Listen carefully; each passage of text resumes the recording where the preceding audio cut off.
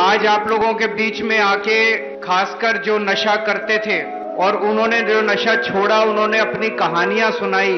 वो कहानियां सुन के हम सब लोगों का, इस हॉल में जितने लोग बैठे हैं, मैं समझता हूं कि सबका दिल भर गया। जब अतिंदर, रवि बेदी, गुरप्रीत अपनी कहानी सुना रहे थे, तब मैं देख रहा था मान साहब की आंखों में भी आंसू थे, डॉक्टर छब्बेवाल साहब की आंखों में आंसू थे, मेरी आंखों में पानी आ गया। और मैं देख रहा था पूरे हॉल के अंदर सब लोगों की आंखें नम हो गई थी। क्या हाल कर दिया था इन लोगों ने पंजाब का हमारे से पहले। ये नशा कोई 5 दिन में 10 दिन में नहीं आया। हमारे से पहले जितनी सरकारें थी, उन लोगों ने पंजाब को इतने अंधेरे में डुबो दिया था, पंजाब की जवानी को, पंजाब के बच्चों को अंधेरे में डुबो दिया था कि ऐसे लगता था कि जब अब कोई उम्मीद ही नहीं बची है।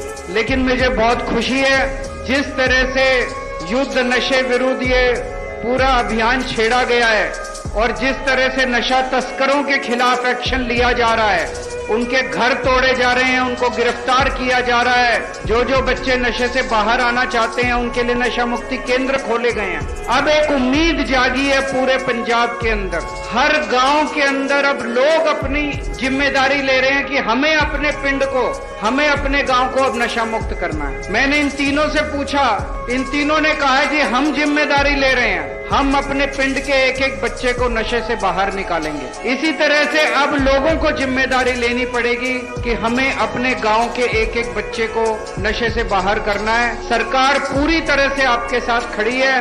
किसी भी चीज की जरूरत है सरकार आपको मुहैया कराएगी, लेकिन हमें अब जब ठान लिया है और पूरी सरकार लगी हुई है, तो किसी भी हालत में अब हमें एक भी बच्चे को नशे में नहीं छोड़ना।